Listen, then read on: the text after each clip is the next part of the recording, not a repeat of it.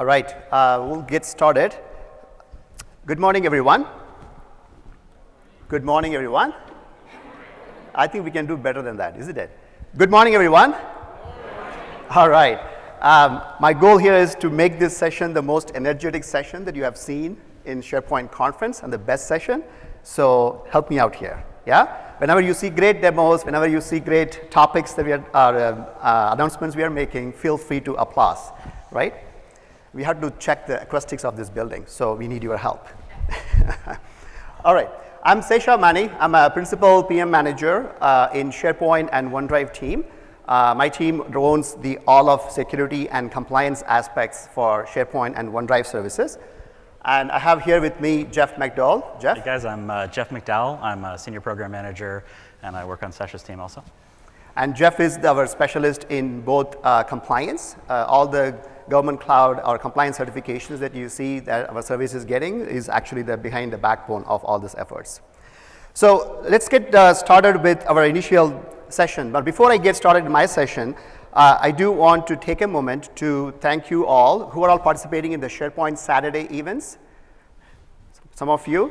So I actually personally have participated in the Vancouver, BC, Canada session last April. I'm continued to be an active participant in that as well. So first of all, thank you all for the great community and the great efforts that you do, even on a weekend, coming and learning about SharePoint. Let's start with the agenda. We're going to talk about security landscape, how it is evolving, and how, as Microsoft 365, we are looking at a unique approach in this space. Second of all, the security controls that we are announcing for SharePoint and OneDrive. And then third, compliance controls that we are bringing up for SharePoint and OneDrive. And then last but not least, but I know many of you are really interested in this, which is the roadmap, and as well as we open up for a Q&A. We have a packed agenda, so I would appreciate if you can hold your question at the very end so that we can take up the questions at the very end, okay? Let's get started with the landscape of security. 43% of the workers worldwide will be mobile by 2023. And then also 78% of the employees are going to use mobile devices for their work. So really the tagline here is, to access corporate data, more and more people are going to use their mobile devices, their personal devices, to be able to get access to their corporate data. Now this is not the case 5 years ago or even 10 years ago as we evolved through it. On the other hand, 50% of the employees, they do have to work collaboratively with their environment, be it internally they have teams that they have to collaborate with, as well as in the external collaboration, like supply chain vendor or consultants or partners. That is increasingly becoming more and more important for their businesses. At the same time, 88% of the organizations are no longer confident that they can detect and prevent the loss of sensitive data.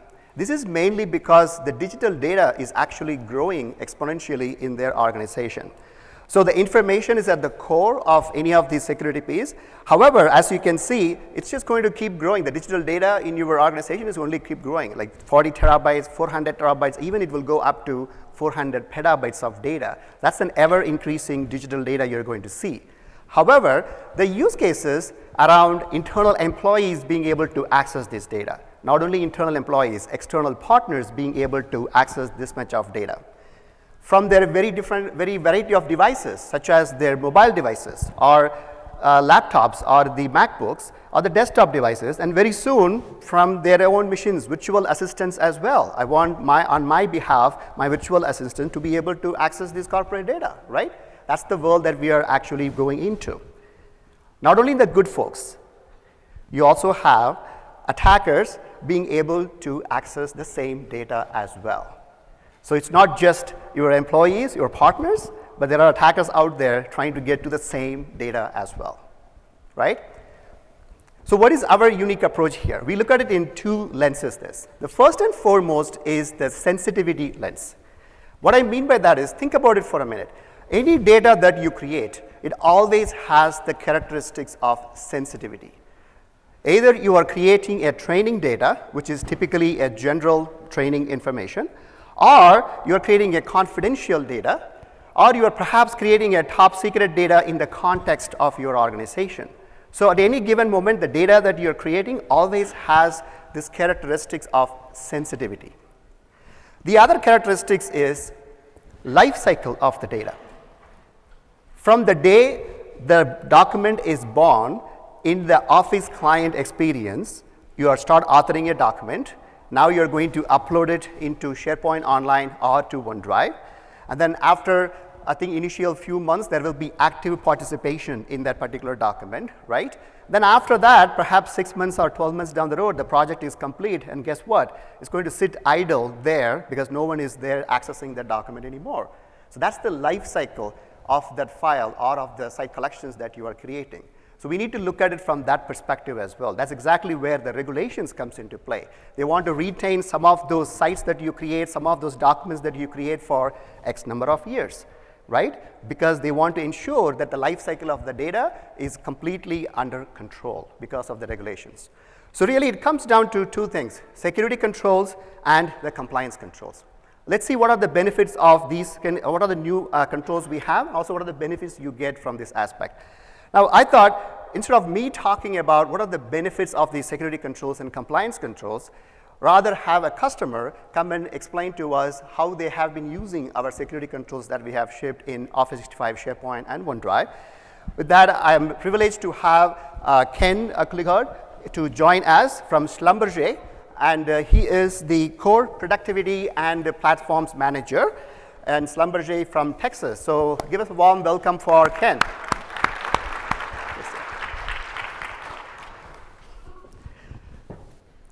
Your mic. Yeah, sorry. Yeah. Thanks, Ken. I do speak loud, but not that loud.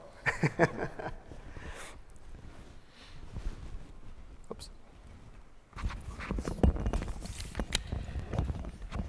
Would you mind if you hold it? That's fine. First of all, thank you, Ken, for joining us in this event. I know you have a pretty busy week this week. I do. Yeah. Maybe why don't you start with tell us about Schlumberger and what your role is in Schlumberger. So Schlumberger is an oil and gas services company. We actually are the world's largest. I like to say that we dig holes in the ground and take oil out, right? To kind of simplify things for everyone. We use a various variety of Microsoft tools, okay, right? Okay. Everything from Office 365 to Azure to, data lakes inside of there, Power Apps, Flows.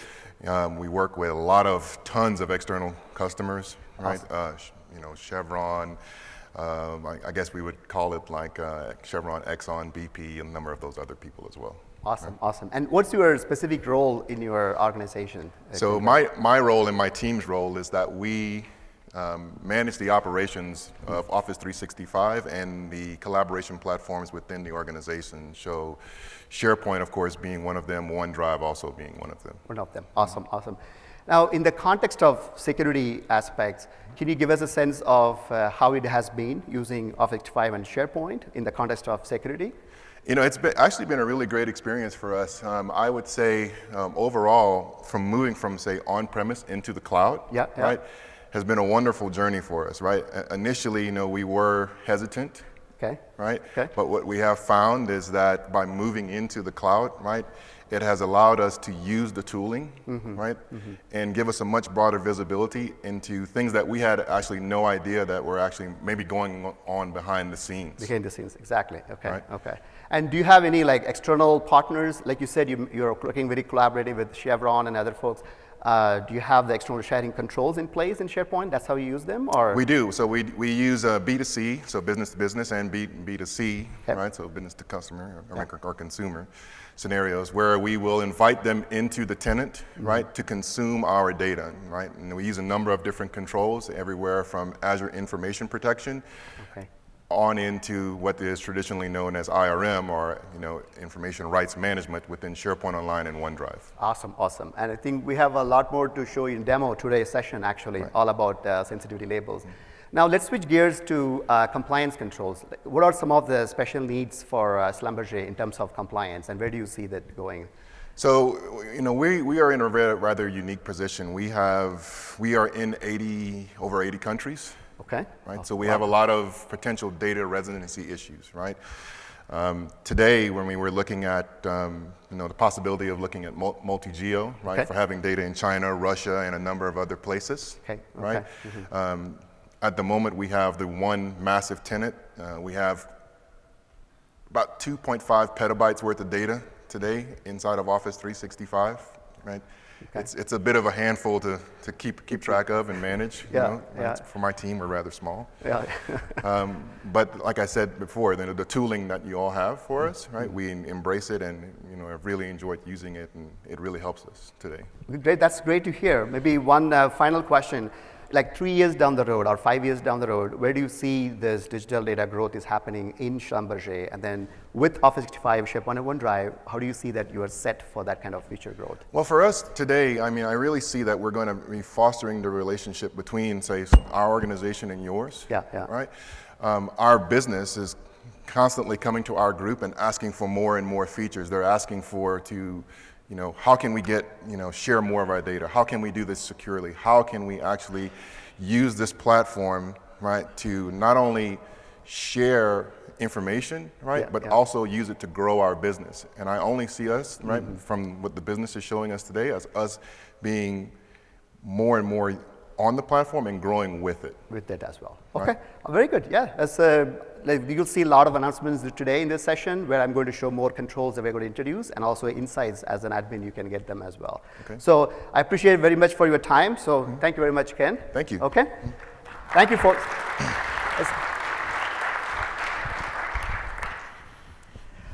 So that's actually a very good segue into some of the security controls that we have in SharePoint and OneDrive announcing this week, as well as we have it in the product itself.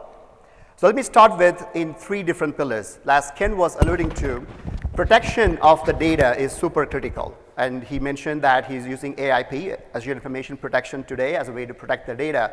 So let me go into the simplify governance pillar to talk more about what are the capabilities we have in that regard. Second of all, controlling information exposure. As he pointed out, Schlumberger works with many customers like Chevron, ExxonMobil, and many other customers, just the way their business works. At the same time, how do you ensure you are able to protect and control that corporate information that belongs to Schlumberger, for example? Last but not least, which is exactly what Ken alluded to, is how do I see who's sharing with who? What kind of DLP policy that are coming into play? Is my document or sites are rightfully protected or not? That's where the insights pillar will come into play, so that you get the full picture of what is happening in your enterprise, full enterprise corpus itself. So let's get started with the simplify governance. The single answer here, oops, I think it went too fast for some reason. I'm going to go 1 sec. So sensitivity labels is our answer for the simplify governance thing. It helps you to easily protect and manage your ever-increasing digital data. And these labels are not just display name purposes. They actually have rich policies that you can associate with them, and hence consistently across all Office 365 workload, the users will see the same list of labels. It's called unified mainly because it actually the same consistent labels across many different resources like Office 365, Windows, and Azure. Oh, by the way, that is actually just PowerPoint, not SharePoint, anything to do with it. So where do you create these labels? There is one place and only one place you can go and manage them. It's in the Microsoft 365 Security and Compliance Center. That's how you create in single place all the labels that you want for your whole enterprise. Now, second of all, where they can all apply or be visible. They will be visible in Office 365 apps and services, Windows clients and desktops. In the future, will be in Azure services as well, so that you have consistent sensitivity labels available for you throughout the enterprise. Why do you want to create them? Because you want to be able to detect and prevent any sort of leakage that happens on your sensitive data. So first of all, you need to be able to classify the data so that you know they are the sensitive documents or sensitive sites, so that you can take rightful policies, apply rightful policies to the label, and then protect the data as well. Not only in the context of Microsoft 365, we are also looking at exposing this as an extensibility framework such that third parties, services, and the ISVs can build on top of this as well. A great example is Adobe. How many of you are using Adobe PDF file formats, right? It's a very common file type. But wouldn't that be nice when you are creating a PDF file in the Adobe experience, you can see the exact same sensitivity labels that your enterprise has established so that you can set the appropriate sensitivity label. It will apply to the PDF file as well by the time it reaches to SharePoint Online. Now, enough talking. Let's actually get into some hands-on demos. Now, here I'm going to act as a security admin for a Contoso Credit Bank.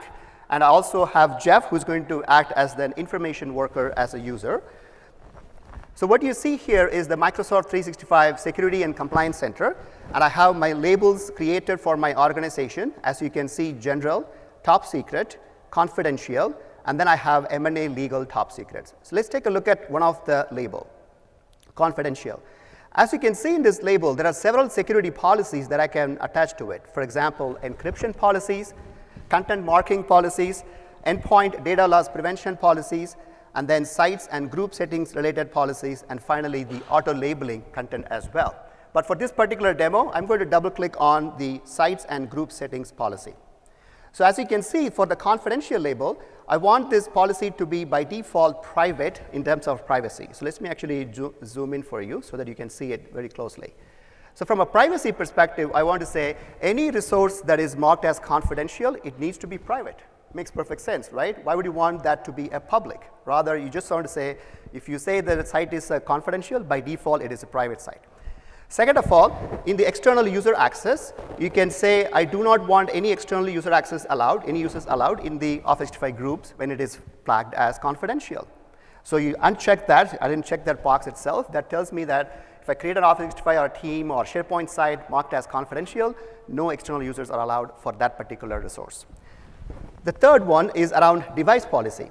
So what happens if that resource is getting accessed from an unmanaged device? These are devices like your personal devices that you have at home. You try to access a site that is tagged as confidential. I have three choices. I can say allow full access. That means they have a full, complete experience for the site. Or I say allow limited only, web-only access. That means they cannot download, print, or sync the files from that site collection. But they will be productive. They can see the files. They can work with them online in the web only. Or the third option is block access. I can completely block them access when they're accessing it from an unmanaged device. This is how easy it is. Look at all the three important settings. Your privacy, device policy, and the external user membership, you are able to control behind this one simple confidential label. Now, you may wonder what happens as a SharePoint admin, because many of you are here SharePoint admins. So you may wonder what's the experience will look like for that. So here I am in the modern SharePoint admin experience. How many of you are using or seen modern SharePoint admin experience? Yeah? You all love it? Yes? Yeah? Okay. So here I am in the modern admin experience. I can actually pick a site collection, and I go into the information for that site collection. As you can see, there's a sensitivity option. And I can pick the same list of labels that I showed you is available for me as a selection right here. So I can select whichever I like for that particular site. So here it is a branding site, which I want everybody to be able to see it. So I'm going to go ahead and select general and click save. That's pretty much it.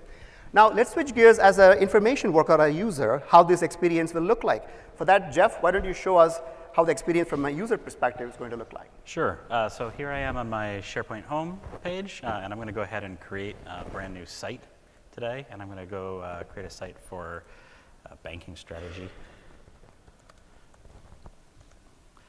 And you can see here that I've got a selection right here in the site creation experience where I can pick what sensitivity I want this site to be.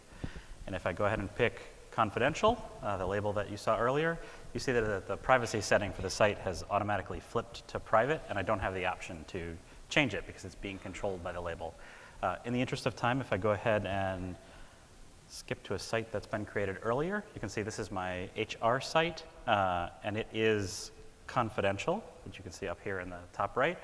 And because that confidential label has been applied, there's this bar across the top of the site telling me that my organization doesn't allow me to download, print, or sync using this device because this machine is not being managed by my organization. So the downloading of files, even if I open them in the web editors, I can't download, print, or sync onto this machine. Awesome. So that gives you an idea from a user perspective. All Jeff did was just picked the label And then behind the scene, all the richer policies that I showed you is automatically applied for that site. And then the site is protected as it needs to be because it's a confidential site. Now, let's take a look at further. Let's take it one step further and see how the sensitivity labels with protection is going to play with SharePoint Online. How many of you have seen this error page? Yeah? Including Ken, I'm sure, like a year ago. Yeah. So this is the experience when you are uploading a document which is already IRM encrypted or protected, and then uploading it to a SharePoint Online or OneDrive and trying to open the file, right? We clearly heard your feedback. We worked really hard on this problem, and we are glad to announce, as Jeff and Navjot mentioned in the keynote, that this problem is now resolved. In fact, we actually have a preview that is starting up, so if you're really interested in this feature, I'll show you in the end of the session a link where you can go and subscribe for the preview as well. Enough talking. Let me actually show you how that experience is going to look like. So again, I'm going to act as the security admin, and Jeff is going to act as the information worker. So here I am in the same labels list. I'm going to select this time the M&A legal top secret label. Now, as the name implies, it's a top secret label. And I'm going to click on encryption option so you can see what are the permissions that I have configured for that particular label. So here, I have configured such that the documents that are labeled as M&A top secret, legal top secret, are only accessible or permissioned for legal team security group, as well as Jeff, who's our information worker very closely working with the legal team. Only those users are allowed to access those documents labeled as M&A legal top secret. So just to get that protection, all I have to do is, as part of the label, configure that encryption policy. Now let's take a look from a end user perspective how it looks like. Jeff, why don't you show us how you can set this policy in the label, in your documents creation. All right, so I'm here on my desktop just working on an M&A strategy document. I'm going to open this up in Word and make a couple last changes, and then I'm going to apply a sensitivity label. So I think just needs more emphasis. And then I'm going to go, and I can see the set of labels that have been published to me. I can pick M&A legal top secret. Once I do that, you can see a couple things. First of all, the headers and footers have come in, and also down here, you can see that this document is now encrypted. And I'm going to take this, save it, and upload it to my SharePoint site and see what happens. All right, going to save. We're going to go back to SharePoint and just drag and drop. All right, it is uploaded, and you can see that the document's now in my sales and marketing SharePoint site, but the sensitivity column is showing me that the label has come along with it. So I can see that the document's in SharePoint, but it's still labeled for M&A legal top secret. And if I open it up, I'm still able to view in the web and edit, as you saw also in the keynote the other day. And let's go back to Sesha. Okay, thanks, Jeff. So first of all, that I think deserves applause. Yes, feel free to. Because the error page that I showed you in the slide is no longer happens. Now the file is actually understandable within SharePoint Online's ecosystem, and Jeff is able to work on it. But let's take it one step further. I told you I am not, Sesha as a user is not part of that legal team. It's only the legal team users, and Jeff are the only one allowed access to these documents, right? So I'm going to go ahead and refresh this page so that you can see that the document is showing up for me in the same site. If you notice, it's the exact same site where Jeff has uploaded it, and I notice there is an M&A strategies document is showing up, and it does have the label on it. But what should happen if I click on it? Anyone? Anyone? Access denied. Exactly. So let's see what happens. So I'm able to see it. I'm going to go ahead and click on it, and I'm able to get this. You don't have permission to access this document. Now let me actually zoom it in for you, because it's very hard to see the text, because that's the important text that's actually coming in. The reason why I'm not able to access the document is exactly the encryption policy that I set up. Because the encryption policy says it's only for legal team and Jeff, only those users are able to open the document no matter where the document is actually uploaded. Now, if you notice, Jeff accidentally actually uploaded this document to a public group. Sales and marketing is actually a public group, a general site. But he mistakenly uploaded the document to that public group site. But even then, the document is actually protected, right? Sesha as a user cannot get to the document. Make sense? You guys love it? Yeah? Okay. So I'm going to go ahead and get to the next set of demos. Just to recap on sensitivity labels, we saw one place to configure the labels, which is M365 Security and Compliance Center. SharePoint admins can also set these labels for the site collections. I showed you in the modern UX how we have evolved it. And also as an end user, Jeff-like users can simply select this option as part of their dropdown when they are creating a site. And not only in the sites, in the Office client experience also, they get the same consistent experience. Now, one additional point I want to call out. If you notice, I said M&A legal top secret document, right?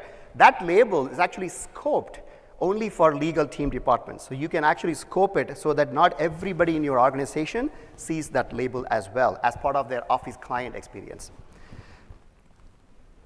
Let's go to the next one, or before I forget, there is actually a deep dive session on labels. So if any of you are interested in checking out further details on labels, I strongly recommend check out a session tomorrow morning at 9:45 to 10:45 in 168, it's down the hall, from Sanjayan and Adriana from my team, okay?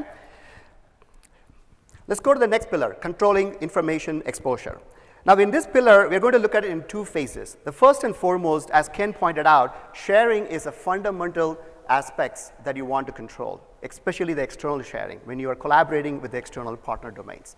So for example, in the case of Schlumberger, they collaborated with people, customers like Chevron, Exxon, and so on. So how do you control that access? So in this particular sharing control, we have anonymous link, which is open for anyone with the link can access the document. However, you can password protect those anonymous links. Second of all, when you create the anonymous links, you can also say it's only for viewable. You can block download when you are sharing that anonymous link with somebody. But more importantly, if you have a very high sensitive document that you wanted to protect with a specific domain, so let's say in the case of Schlumberger, they want to only work with Chevron.com and Exxon.com. In this particular case, they can establish what we call restricted external domains at the site collection level itself. And I'll show you a demo in a minute what that means. Last but not least, as we announced at the keynote, we also have a new feature called you can automatically revoke or expire access to external users on a given site collection. This is the tenant level setting that we have introduced. Now let me actually go ahead and show you some of the demos on that regard. I'm going to act as a security admin and a site owner, and Jeff is going to act in this case as an external user because this demo is all about external users.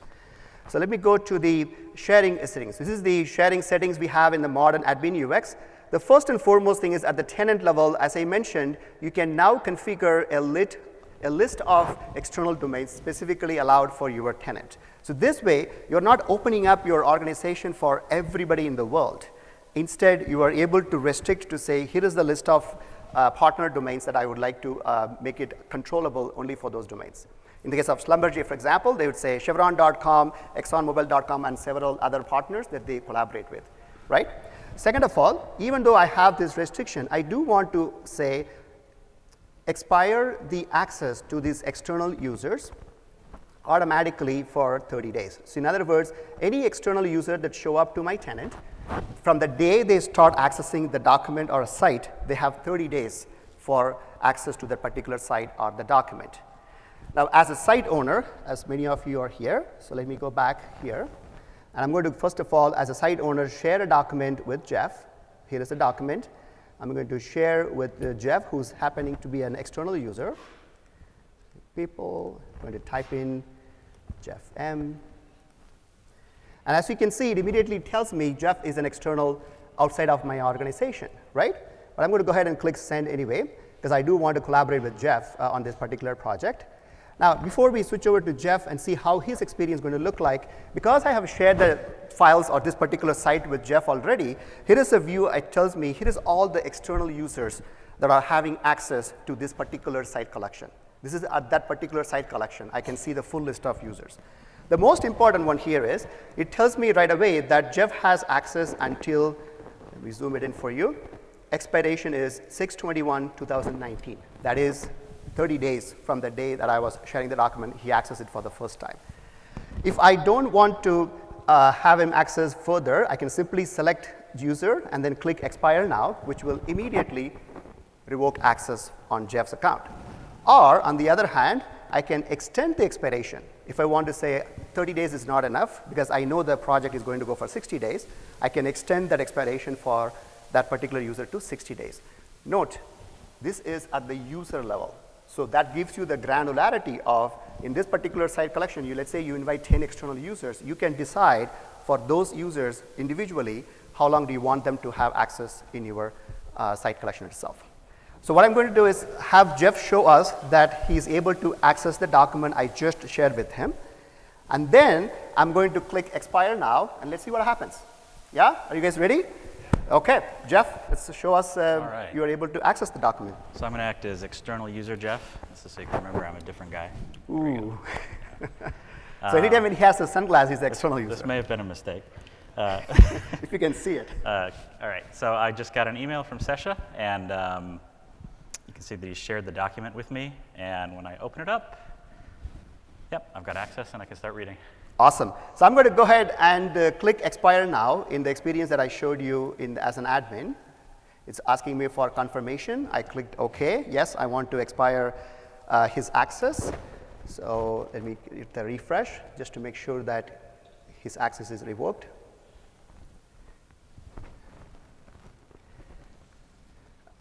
Okay, here we go.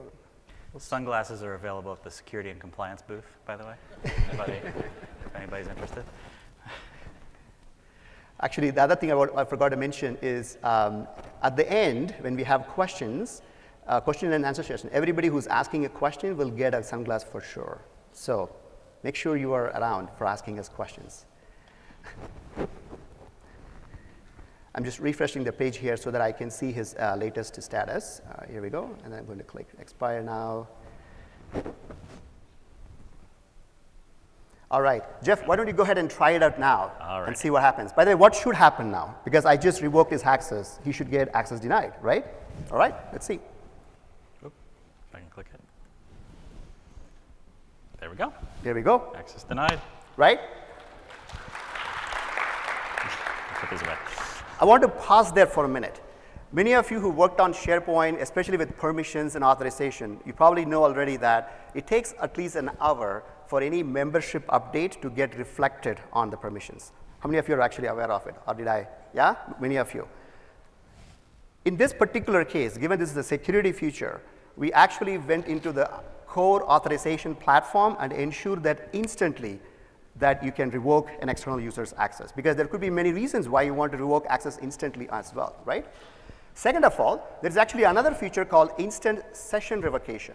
Not only for this particular site, if for some reason Jeff has been invited to other site collections in your tenant, or even other applications in your tenant, you will be able to run a commandlet to say, revoke all Jeff's sessions in my tenant, because that way he no longer have access to my tenant itself.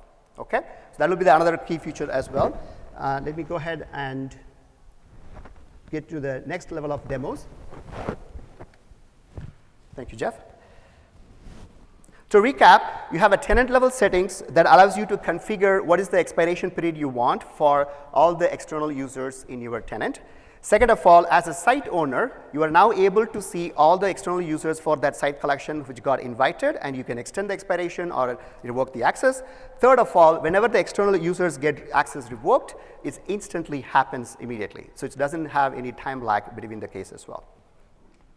Now let's look at the next topic, DLP, data loss prevention policies. How many of you use Office 365 DLP solution today? Okay, quite a few of you. So we are extending more controls in this particular space. So let's talk about the first control. It's called block external access by default. What we mean by this is, as you know, when you configure DLP policies, perhaps you have multiple DLP policies, one for US financial data, one for medical record data, perhaps European financial data. So it takes time for the DLP engine to kick in and then scan the document and put appropriate sensitivity criteria to it, right? It takes between 15 minutes to a couple of hours. And then if it is a sensitive document, it can block external access for those sensitive documents. But the question is, what happens between that 15 minutes and a couple of hours while the DLP is scanning the file. It's possible that your employees during that time can take the file and share it with external users like Jeff. Jeff can immediately get access to the document. It all happens quickly, right? So immediately now Jeff has access to the document, right? Even though it's a sensitive file. So we introduce a new flag at the tenant level that you can configure using set SPO tenant commandlet, as I'm showing you in this particular screen. And the idea here is, by default, any new files that are created or uploaded to SharePoint Online and OneDrive, it will be treated as if it's a sensitive file until a DLP scan comes and runs and declares that the file is actually safe to share with external users. If it is a sensitive file, then you're protected anyway, right? But if it is not, at least until the DLP scan runs, the file is still protected in your case. So if you're a really security-centric organization, this is the great feature for you. The second feature in this regard is blocking anonymous sharing and access for sensitive files. Today in the DLP for Office 365, we have a way where if for sensitive files, you can completely block external access, including authenticated external users as well as anonymous links. But the challenge is, we got feedback from you that, well, even if it's a sensitive document, I do want to collaborate with my external users. Why? Because I may have a mergers and acquisition process going on. So I do want to share with them and have the external users be able to access the document. So then we said, for sure, I want to block anonymous sharing, anonymous access for those sensitive documents. So that's why we are giving you this granularity where you can now configure as part of the DLP policies saying, if it is a sensitive file, do not allow anonymous sharing or anonymous access for those files. Make sense? So let's take a look at in the context of the demo. So here I'm logged in as the security admin again. And I'm going to show you real quick in the PowerShell, that commandlet that I just talked about. Is a very simple PowerShell commandlet that you can run at the tenant level as a SharePoint or global admin.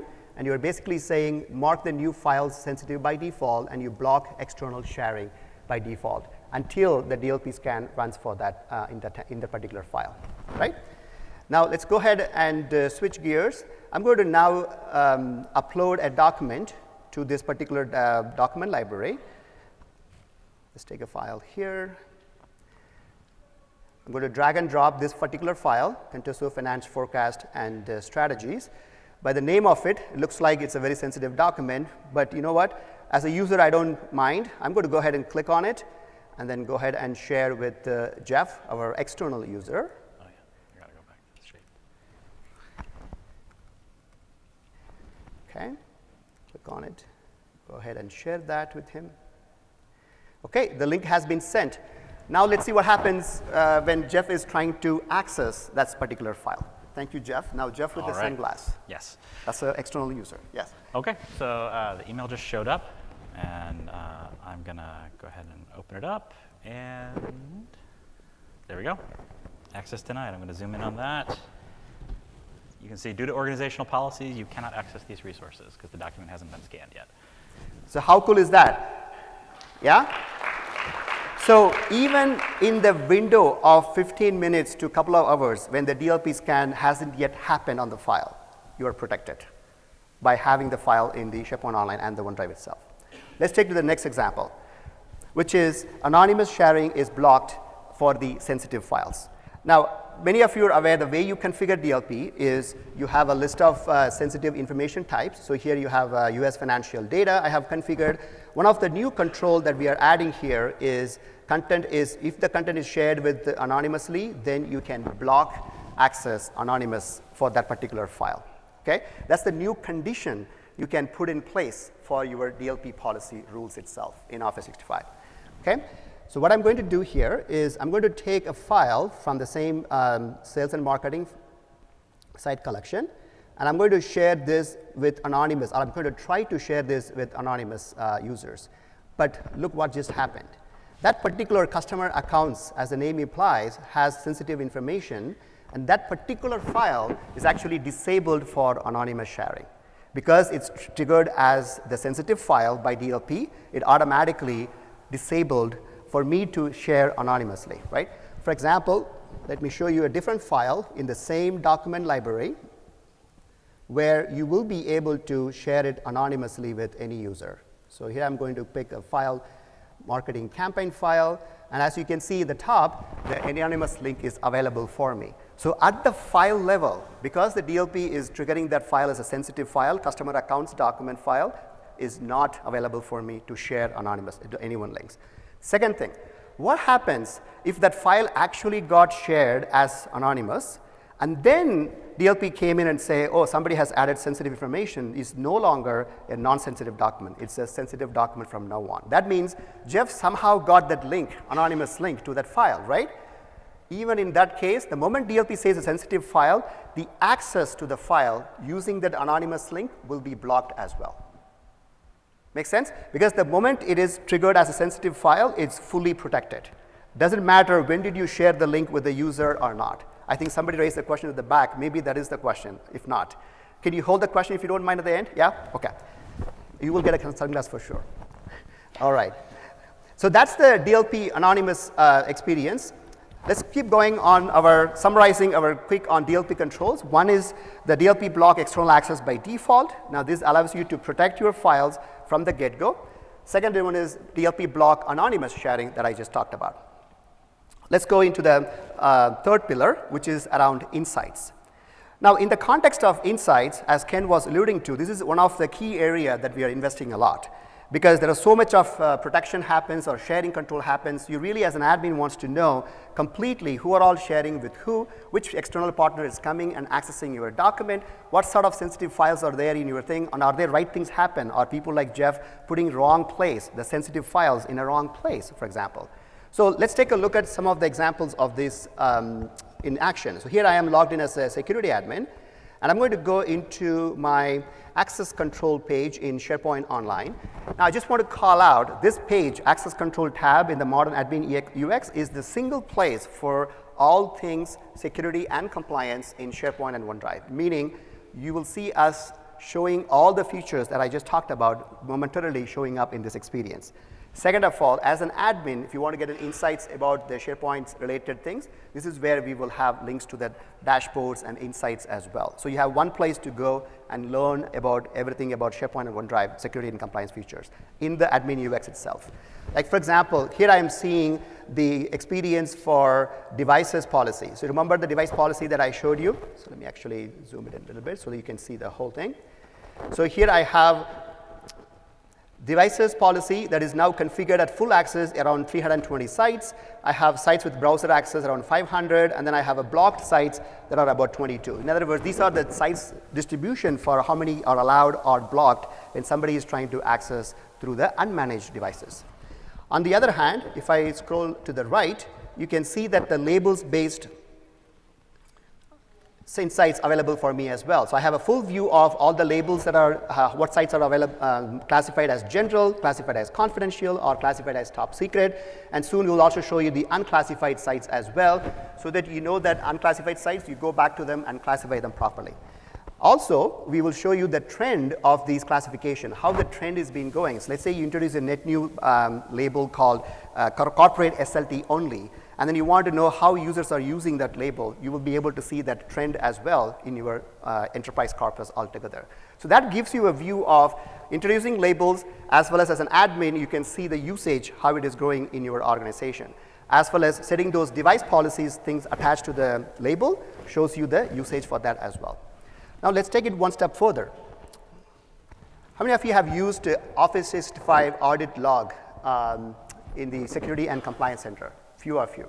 So this is a great place for, I would say, data mining on what's happening in your enterprise corpus, right? So here, for example, I have configured, if it is allowing me to, so I have actually got sensitivity as one of the filter, and if I do that, it shows me a specific audit logs where I can see the document sensitivity mismatch detected as well. Now what this means, this particular activity means, remember in the demo that Jeff showed where he protects the document with M&A legal top secret and placed it in a public group site, sales and marketing, right? So that's the sensitivity mismatch that happened, and that triggered an alert, and now it is actually logged in the audit log as well. So that shows you how granular we go in and then capture some of these activities that happens in your tenant. That way you can now inform Jeff, hey Jeff, I noticed that you are perhaps more intentionally or non-intentionally putting them in the wrong place, these secret files. So you better learn to put them in the right location itself. Second of all, from a sharing perspective, you have the same, let me close this out. If I wanted to filter out for sharing, I can see the same experience where some of folks have shared the files with Jeff. So I can see the experience that this particular file is now shared with an external user. So I get to see them as well. So you know who is sharing with external users and what resource or file that they're sharing with external users as well. These activity logs, just to call out, are also available through APIs so that you can retrieve them and use products like Splunk to be able to actually go into the much further granular details as well. Okay? The last one I would show you in the audit logs in the same insights category is the Dlp policies. So remember I showed you that you can now configure the Dlp policies and attach additional rules to it. In this particular case, I have a financial data rule that's got triggered. And in this case, the user is Sesha, so that's what it is telling me here. And he has triggered the Dlp policy violation for US financial data. So that's customer accounts document that I showed you has some financial data as well in it. It triggered the Dlp policy violation, so I can see them in the audit logs as well. So that gives you a view of all the insights capabilities that are available, and some of them are like label analytics are coming very soon as well. How do you guys like it so far? Good? Awesome. So recap, in the insights world, we talked about device policy insights, labels analytics, as well as sharing activities and the Dlp policies mismatch, right? To recap the other two pillars, simplify governance and then control information exposure, we talked about sensitivity labels as well as sharing and the new Dlp controls out there as well. Let's now switch gears to a little bit on compliance controls. What are some of the new controls that are coming in this context of compliance? For that, I'm going to ask Jeff, as our compliance expert, to walk us through on it. Thanks, Sesha. So yeah, compliance can be complicated depending on what region of the world you do business in or kind of what industry you work in. There can be multiple different overlapping regulatory requirements or standards that can take a lot of time and work just to unpack and understand, let alone implement. Two ways that we can help with that is, number one, you can be sure Office 365 has the most comprehensive set of certifications of any cloud service provider. We have a dedicated team of compliance experts that's always working on keeping those up to date, kind of day to day, week by week as they change, looking at the horizon for any new and upcoming controls. You can see examples of this and how our service was able to meet GDPR last year when that went into effect. Not only that, but whenever we implement compliance controls in the service, we also make sure to provide tools and documentation so that you can meet them in your organization. Again, the tools to help with personal data requests for GDPR is a good example of this. Also, we have the e-discovery center for kind of the discovery and understanding of the information all across your tenant, and as you saw, labels yep. for classification and governance. Finally, if you have to meet data residency requirements, so you need to make sure that the data at rest stays in specific countries or regions in the world, with the Multi Geo features for SharePoint Online and OneDrive for Business, you can do that as well. I'm going to show very quickly what that looks like right now. Okay, put over to F5. Yep, so here I am on the Geo Locations page. I'm acting as a SharePoint admin right now for the Contoso Bank tenant. And on the Geo Locations tab, you can see that my home tenant is in North America, but I've already got SharePoint sites and OneDrives in Europe and in Asia Pacific, but we're just starting to do some business with the Australian federal government, and those files that have to do with that project have to stay local to Australia. So if I want to, I can create a new location in Australia, and all I have to do is pick URL and keep going, and then I'm off and running. The admin center also gives me the capability to pick which location that I'm currently administering, if I want to set different sharing or access policies for each of those locations. We actually have another talk on this. Do you have a slide? Yeah. Yeah. So thank you, Jeff. We actually have a dedicated session tomorrow. Here we go. Tomorrow at 3:30 p.m. that me and Adriana is going to go very detailed into this data residency aspects using SharePoint Online Multi Geo. So I would strongly recommend you, if you're interested in this space, to check out that session. It's happening in down the hall in 168, okay? Tomorrow at 3:30 p.m. Now that comes to the end of roadmap and Q&A. How many of you wanted to know more in this space? Security or compliance? Yeah? I have only few hands rising, so I don't know whether I should, maybe I should just go to the closing slide. Yeah? You want to know more? Yes? All right. Let's do more. One more, then I'll speed up with the roadmap. So I talked about security controls and compliance controls, right? That's how we are helping you to achieve both your sensitivity characteristics as well the life cycle of the data with the regulations and so on. But what we are seeing is there is also very highly regulated industries where they have a specific need for a specific controls. When I say highly regulated, including energy space like Schlumberger, for example, as well as financial services as well, where, let's take one example of insider trading. In the financial sectors, how many of you from financial services are working with financial services? Yeah, quite a few of you. So you probably are already aware there is an SEC control for protecting the insider trading. So you have two departments, corporate advisory, and then you have personal banking. Corporate advisory department is all about advising corporates to say, you should acquire this company because they have a very good financial standing and so on. Investment banking is all about personal clients. They want to support them, saying, Sesha, you should go and buy these shares because they are doing really well, right? Now, what you don't want to happen is these two departments, insider knowing information, if some company is merging somebody, let's say Microsoft is acquiring LinkedIn, that's the information within corporate advisory department, right? You don't want that to leak out into this other department because then it's insider trading. It's quite possible. That's where SEC requires financial services to prove to them that they have controls in place where they can put a barrier between these two departments, corporate advisory and the investment banking departments, so that they cannot easily share or access these files. Now let me take it one step further, what that means. You all know how the SharePoint basic, permissions work. So here is a regular site, and if I wanted to have a view-only permission, you have a site visitors. If I wanted to have complete permission, you have members and owners can edit the site as well. If I want to make somebody a member, anyone can come and join. As long as site owner is happy, then you can come and access the site. That's the basic SharePoint sites permissions, right?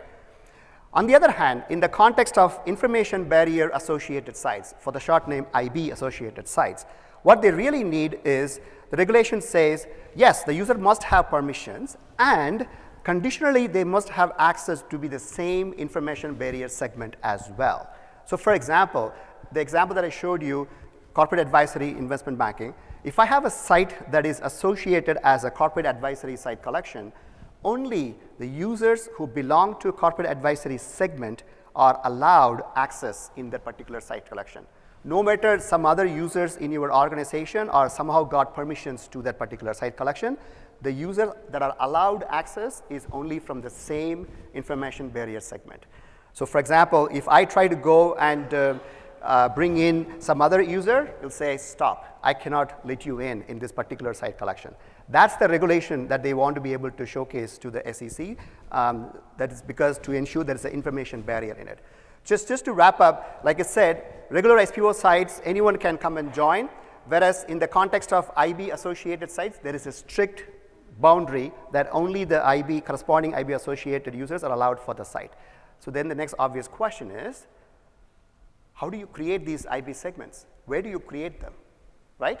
That's the next question for your whole enterprise. Well, let me go to the next slide. Here we go. So in M365 Security and Compliance Center, you will see that there will be an experience coming up very soon where you can configure these information barrier segments for your enterprise. So in your organization, if you have 130,000 users, you may have 30,000 users that are now behind these information barrier segments. So you want to create, for example, in this example I'm showing traders, bankers, and advisors are the three information barrier segments that I created. I have necessary rules in place so that I have tagged them appropriately as well.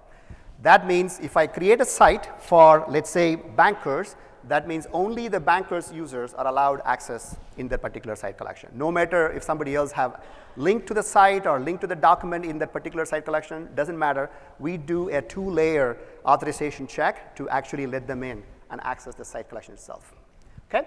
Now, I'm going to wrap up, and then I'll open up for question and answers. I know we have a lot of questions there.